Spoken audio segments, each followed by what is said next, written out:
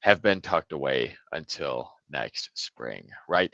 Now, when you have clients or neighbors I or call them friends say things, vehicles. You call them toys. That must be nice. Wow. How elite. vehicles, yeah, right. Okay. Uh, when you tuck your vehicle away for the season and someone says, hey, I'm going to just put storage coverage on this vehicle, what are they actually doing? And when is that appropriate for someone? Yeah. Well, for us insurance nerds, that means that we're going to reduce the coverage on that vehicle to comprehensive only. Comprehensive means fire, theft, vandalism, kayak falls out of the rafters and lands on it, those Okay. types of things. Okay. It doesn't cover a car accident. It doesn't cover liability if someone's hurt and they're suing you. It doesn't cover medical coverage if you get hurt in an auto accident. It only provides coverage for those stationary things that could occur while the vehicle is parked. Interesting. The big no-no here is taking it around the block in February to keep the tires from, flattening out or to keep the battery alive and well. Mm, It's not legal to be driven on the road. And if something were to happen, there's not going to be coverage for a car accident or hitting a mailbox, or maybe you're backing into the driveway or the garage and you hit the side of it. Those types of things are not going to have any coverage when a vehicle is in storage. now, what if I tuck my Corvette away in my third stall, but then my teenager punches the gas instead of the brake and crashes a different vehicle into my stored Corvette? Do I have coverage for that? I mean, it's in storage. The Corvette is parked in the third stall and it's tucked away there. What if that happens? No coverage. Same thing as if you maybe get the lawnmower out very early in the spring to do that first mow and you still have storage coverage on that Corvette.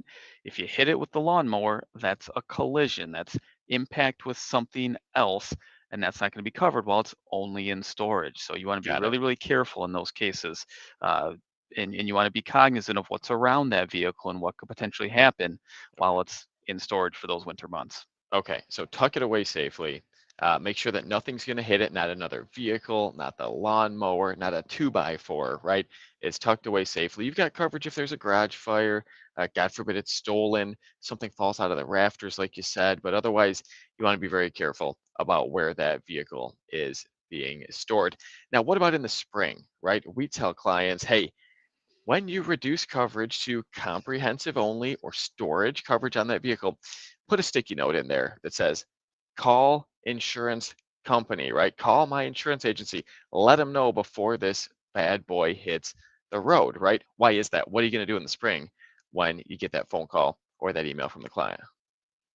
I'm going to add coverage back to it. Probably, in most cases, the coverage that was on the vehicle before it was tucked away and reduced to storage only. So that's going to Okay. be PIP coverage, your medical coverage, your liability coverage if you hurt or kill someone, your uninsured motorist coverage to protect you from other people, your collision, your property damage, all those things that are very important in an insurance policy that are not going to apply while that vehicle is in storage during the winter months. Got it. Very good. Okay. Well, thanks for that, Derek. And it does make a difference in the insurance cost, right? If you take something like a sports car and you drop coverage all the way down to just storage coverage or comprehensive coverage, it's going to make a difference on the premium. So if you're going to do that for 4, 5, 6, 7 months, it's worth doing. But just understand the risks in terms of those coverages being eliminated, and then that reminder that you need to add coverage back there in the spring before you jump behind the wheel and take it for that first drive as the weather starts to turn favorable. Now, if you own a vehicle, a sports car, something else that you want insurance advice on, you want to see what things look like out there, you need a new perspective on your insurance plan, we're here to help at Bohr Insurance Group. Give us a call, shoot us an email, check us out online, and we will be happy to help. Thanks I'm for just joining hoping us. I'm just hoping someday I can refer to my Corvette as a toy, Brian. That is nice. Keep, Boy. keep, keep you